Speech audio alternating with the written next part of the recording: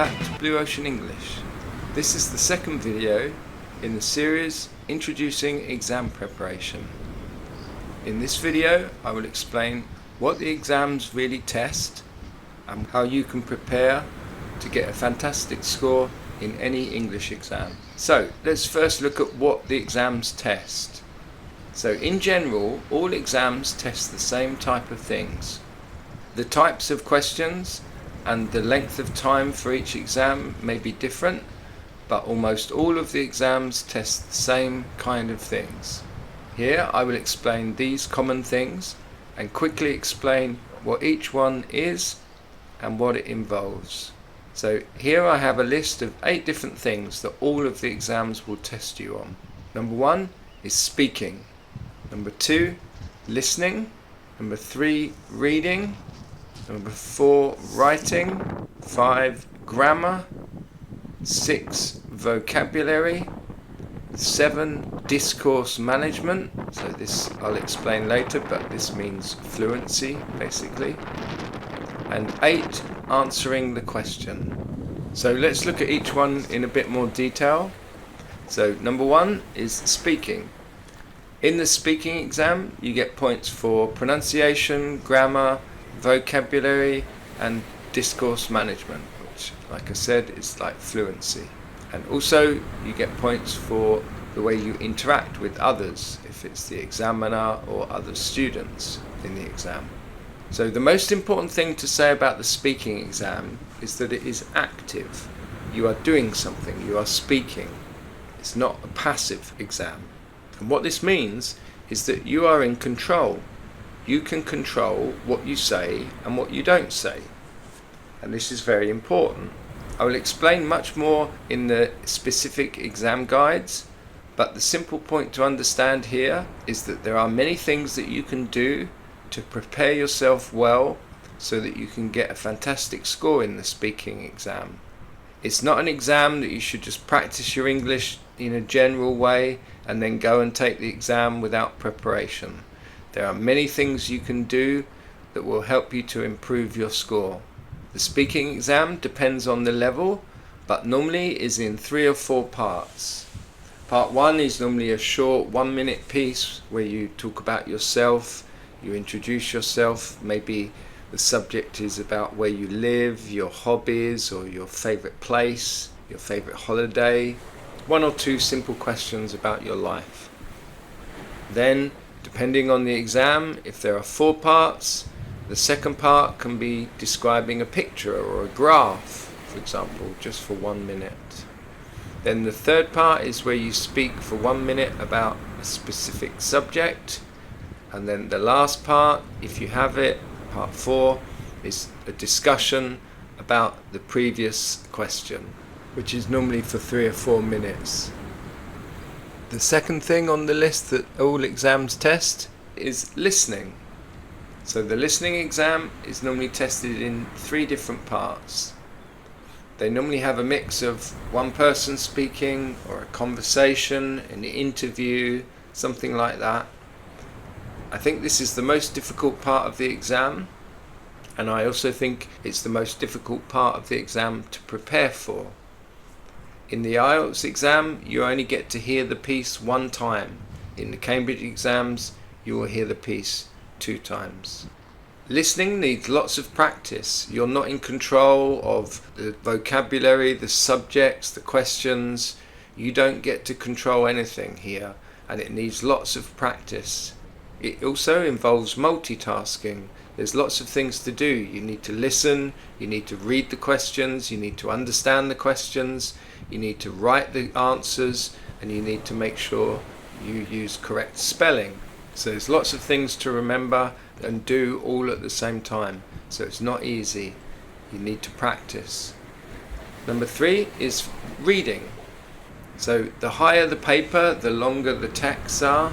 But it can seem like the reading paper is very hard with lots of reading to do and not much time. But actually it doesn't need to be like that. What you need to learn to do is look for the answers. You don't need to read all of the text to find these answers. For most of the exams you don't actually ever need to read the whole text, the whole article. I will explain in much more detail later in the series, but the secret to success in the reading exam is to learn to skim or scan the text, to quickly find the right part of the text and which paragraph or which line has the answer. You don't need to read the whole text to find the answer. You just need to find the little piece of the text that includes the answer. Just to give you an idea of how important these skills of skimming and scanning can be, I'm a native speaker and an English teacher, but I can do the reading exam in about 10 minutes because it's very easy for me to skim and scan, find where the answers are and get the correct answers. I know it's different for you, but just as an example of how you can practice to become very quick at doing the reading exam and get a fantastic score. And you don't actually need to read the text completely in order to understand and answer the questions correctly. Number 4 is the writing exam. In many ways, this is the same as the speaking exam. The scoring mentality is the same. It's an active exam, and there are many things that you can do to prepare yourself that will greatly improve your score in this exam. The writing exam is normally 2 different pieces of writing. Number 5 is grammar. In the more advanced Cambridge exams, there is a section called Use of English that will test your grammar, but basically your knowledge and your use of English grammar will be tested in each part of the exam in different ways. Understanding how to use grammar correctly is very important. I told you before that the speaking and writing exams are active. Well, your grammar needs to be active too. There is a difference between understanding the grammar when you read it or hear it, this is passive, and being able to use the grammar when you write or especially when you speak, this is active. In these exams, you need to be able to use grammar and vocabulary actively. Many times in this series, I will talk about advanced grammar. In general, if you choose to use advanced grammar when you speak or write in these exams, you will get a great score. Unless you are taking a low-level exam, just using the present simple, present continuous, and maybe the past simple will not be enough to get you a great score. You will need to use advanced grammar. You don't need to use it all the time, just a bit, but you need to try. Here I just want to explain in more detail what I mean when I say advanced grammar. I call it nice grammar. So what is advanced or nice grammar? So here's a list: present perfect, passive, past modals, past perfect, conditionals, reported speech, future perfect, or gerunds. This is not a complete list, but it's an idea of what we call advanced grammar. I put a star next to the present perfect because the definition of advanced grammar changes depending what level of exam you are going to take. So if you're taking a lower level exam, then maybe present perfect would be called advanced grammar. But if you're taking a higher level exam, then present perfect would not be considered advanced grammar. So the advanced part of this phrase is relative to the level of exam that you are taking. Number 6, vocabulary. Like the grammar, this is something that is tested in every part of the exam. And just like your use of grammar, your ability to use nice words when you speak or write will be very important. Your use of vocabulary needs to be active. There's a difference between understanding a word when you read it or hear it, this is passive, and being able to use a word when you speak or when you write, this is active. And just like with advanced grammar, there is the idea of using advanced vocabulary to greatly improve your score. If you use simple words to describe a picture, words like, for example, red, beautiful, cold, then you're not going to get many points in the exam. If you describe the same picture using some advanced vocabulary, some nice words like Instead of red, crimson. Instead of beautiful, we use magnificent. Instead of cold, we use wintry. Then you're using nice words, you're going to get nice points. So what do we call advanced or nice vocabulary? These can include phrasal verbs, idioms, collocations, linking words, using nice high-level adjectives, synonyms. Synonyms are very important in these exams. And high-level vocabulary like B2 or above for things like colours or adjectives or nouns when you use them in the correct way. Number 7 is discourse management. So what does discourse management mean? Discourse management is a teacher phrase, but basically it means the organisation of your words. Are you speaking clearly, presenting your ideas in a structured way? Are you able to use English to present information clearly? So it's about your clarity, fluency, the formation of your ideas and your phrases, forming ideas coherently, and then the things that you say, you need to say them in sentences. Form your idea into phrases and try to continue your ideas using linking words so that you have cohesion, so everything comes together. And collect your thoughts, organize your ideas, and for example use words like firstly and then, lastly, finally, things like this. So it's about organizing your thoughts and your words. And then the last point, answering the question. So this last point might seem something obvious, but oh my, it's something important. Here's the thing. As an examiner, there are not many things that you can do to actually lose points. If you use simple grammar and simple vocabulary, maybe you won't get lots of points, but you won't lose points. There are not many ways to lose points in the exams, but the most common way that students lose points is by not answering the question. In the speaking exam, if you don't answer the question, they will think you didn't understand and they will stop you and they will repeat the question. If you still answer wrong, then you've just failed that part of the exam because they will think you didn't understand. In the writing exam, basically, the only way that you can do the exam and get 0 points is by not answering the question. If you don't answer the questions in the writing exam, you will not get a single point, even if your English is fantastic.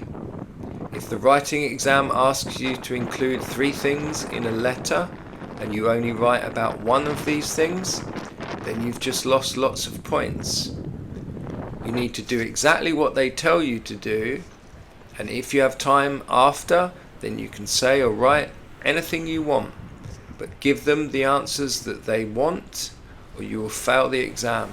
It's really that simple. But I've seen hundreds and hundreds of people doing exactly this, not answering the question. So don't be one of these people. Now I'm going to explain what you can do to prepare yourself well for these exams. Here is a list of some things that will help you when you practice and study. Let's start with speaking. So normally the best way to practice your speaking is to role play with somebody else or to do it on your own, but a lot of people don't like to do that. So I have 2 other suggestions for you that can help you to practice your speaking. A lot of people, when they're trying to practice speaking, have a problem thinking of examples.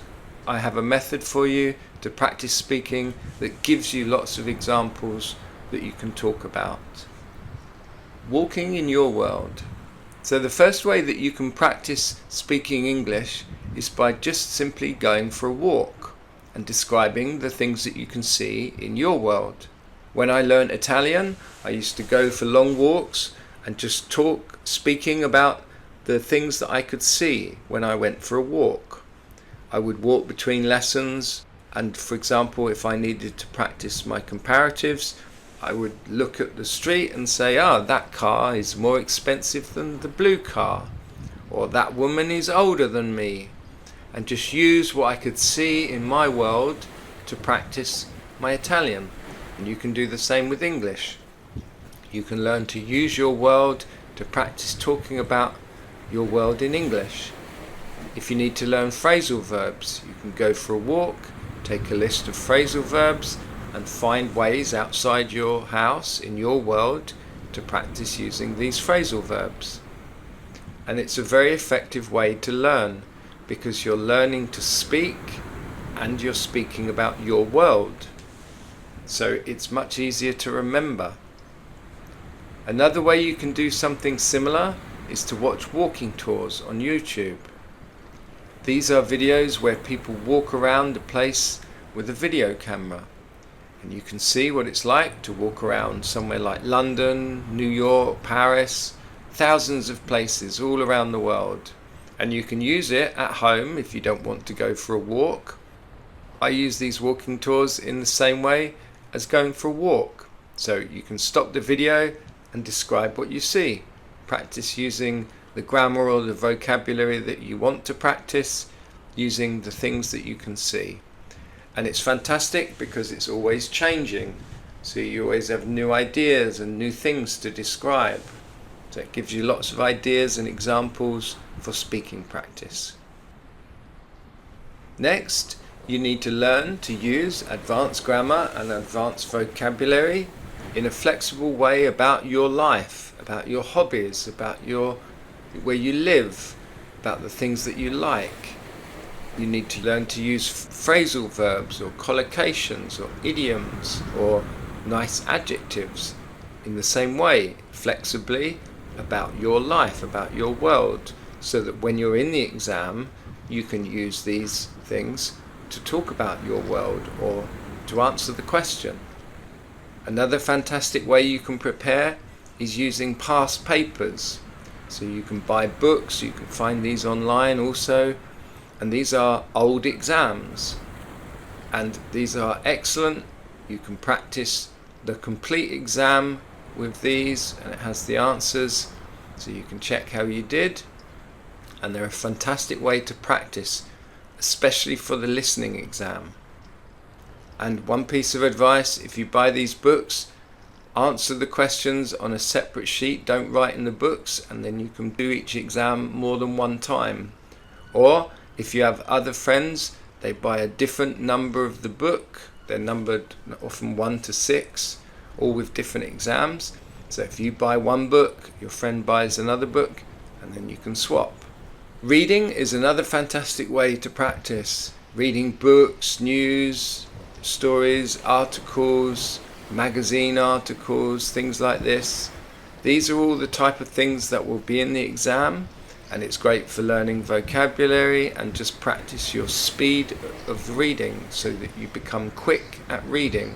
And you can use it to practice skimming and scanning. Listening is also very important. I said you can practice using the past papers for the listening paper. It's very important. But you can listen to the radio. You can hear many different accents. You can hear English or American or Scottish accents on the radio. And this will help you a lot to get used to the speed of English speaking. Writing is important to practice, and you can learn to use advanced grammar, advanced vocabulary. You can practice, remember, discourse management, so writing clearly, connecting your ideas, using linking words. And also when you're writing, it's important to use the correct formality. So is it a friendly letter? Is it a formal letter? And the last thing that's important with writing is using synonyms. So using different words to describe the same thing. If you want to learn anything free online, you can use the words ESL when you search. I made a video about this, but just quickly here, ESL is English as a second language, and if you use it for when you search online, for example, ESL 100 most important adjectives, it will take you to a link that is for a teacher website. ESL will take you to the English teacher websites, and here you have lots of fantastic information.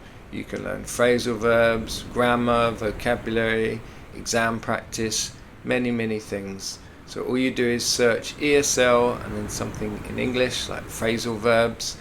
You can find anything that you like. If you want more information, just watch my video on this. Another fantastic way to practice is using ChatGPT. You can use ChatGPT to give you vocabulary lists or give you examples of grammar or vocabulary in use.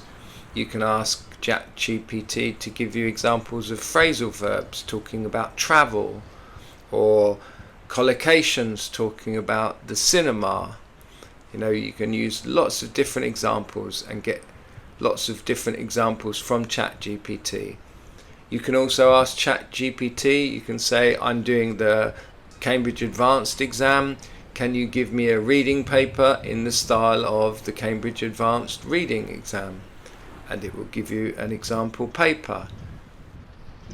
And finally, let me just say that you can check out my videos on collocations, phrasal verbs, idioms, and my Grammar on the Moon series for lots of information and things that can help you to get a fantastic score in this exam. So in this video we looked at all the things that every exam is really testing, and then we saw what things you can do to prepare well for the exam. In the next video I will talk to you about the scoring system, how it works, and how you need to think about the exam to get a great score. So that's the end of today's video.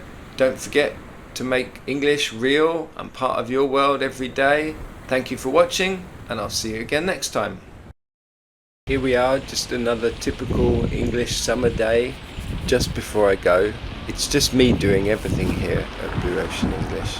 So if you like what I'm doing and you want to see more, please don't forget to leave a comment. Maybe you have an idea for a video or a nice background picture that you'd like to see, or share this video with a friend. The best way for you to say thank you is to hit the like and subscribe buttons, and check out my merchandise, all the nice things you can buy, t-shirts, hats. You can also check out our great books on Amazon. There's 3 phrasal verb books, An Ocean of English phrasal verbs, each book with 200 examples, a lovely picture, and 3 clear examples of how we use each phrase. And then 3 books for idioms, they're called An Ocean of English Idioms. Also 3 books with 600 idioms, 200 in each book, all with a picture and 3 clear examples of how we use each idiom. Thank you very much for watching, and wherever you are, try to feel English today.